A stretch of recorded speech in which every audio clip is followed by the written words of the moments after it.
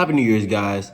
I am here to talk about a multitude of things today. First, I want to talk about and get into is the MVP conversation. So, it's kind of already stabilized on who are the top three candidates.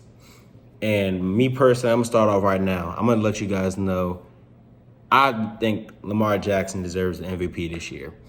The Ravens have done nothing but consistently win and win and win. And Lamar Jackson has taken that role of when he's needed to come out big and have a whole bunch of passing yards and get all these touchdowns, he's there. When he needs to take that back seat, let the run game kill him, he's there. So you've seen him beat a multitude of different kind of teams playing different play styles. The Seattle game, run the ball, run the ball, run the ball. That's when we saw Keontae Mitchell break out. Gus Edwards had a great game. All their running backs ate that game, Then he'll make that key play, We just saw him against the 49ers. Five passing touchdowns, no interceptions. He's been consistently great all year. So compared to these other guys like a Dak Prescott, who I love this year, I thought he was going to win MVP a few weeks ago. And Purdy, who I haven't been as high on this year, just off the fact the system he plays in, I feel like benefits him a lot and produces most of his stats. I just feel like Lamar Jackson has shown the most and shown the ability to win more consistently. Another person who was in the conversation was Jalen Hurts. Jalen Hurts, before when they were 10-1, he looked like he was going to run off with it. Even though the games they were winning weren't that impressive, like you would have expected more out of the Eagles at the time, they were still 10-1. You can't argue with 10-1.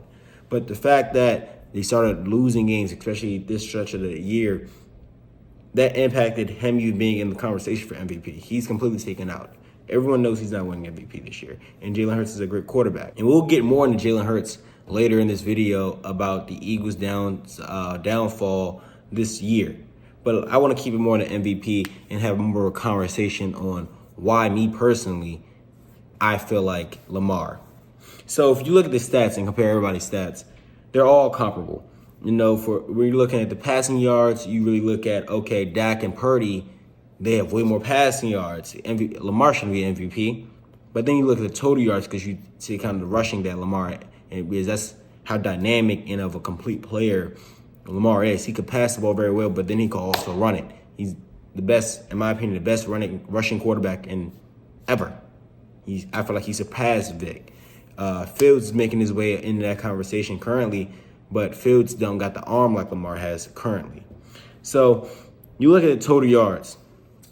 We have Dak with 4,479 total yards, 34 total touchdowns with 8 interceptions and a 68% completion. Then you go ahead and look at Lamar, 4,499 total yards, 29 total touchdowns, 7 interceptions, and 67% completion. Purdy, 4,424 total yards, 33 total touchdowns, 11 interceptions, and 69% completion. So Purdy, I was already never going to pick him as my MVP. I'll be 100% honest with you guys. He was never my MVP, even when the 49ers looked dominant. Then when they went that third-game stretch of losing, he already fell out. Then, they came back, bounced back. Of course, they were a great team, great offense, great defense. They went in the stretch, started beating teams up again. But that Ravens game, I feel like that's where we saw a true Brock Purdy when he plays a great defense. And he's not able to just rely on Christian McCaffrey, because that's what he did. He relied on Christian, and Christian looked good as an individual. Team didn't. Team did not look good, but Purdy, you go out there, throw 4 interceptions, no touchdowns. That is going to 100% remove you out of that conversation. Because you had Dak Prescott, who I believe the week before looked very mediocre. They weren't the reason they lost against the Bills. Just very mediocre, and throwing that interception that week also made him, derailed him in the MVP conversation. The only consistent and this is going to get a little of what I was saying, but the only consistent throughout the year is Lamar. Lamar, he peaked at the right time. I'll say that he peaked at the right time. He stayed steady. Boom. At the right time, he's looked the best. And that's why in our minds, it's recency bias, honestly, but that's why in our mind, we like, okay, Purdy, you struggled. Dak, you lost 2 big games. Lamar, keep winning. Clinch the AFC. Has comparable stats to everybody up to week 17. Now, these stats I'm reading, these are all up to week 17. Today is Sunday of week 18, so a whole bunch of games are going on. I'm recording this video. This video is about to be outdated pretty fast. But let's just compare these week 17 stats because that's the last time Lamar played. The Ravens played yesterday, but none of the starters played. So we're not going to hold that against Lamar, of course, because he got his team in a position to not have to play that last game. So, and we'll talk about that later as well. I don't think that was the right decision. I don't, but we'll talk more about that later. So now you hear all these guys' stats. All of them are comparable. Everyone's in that 14,400 range. With Purdy at the bottom with 424 and Lamar at the top with 499.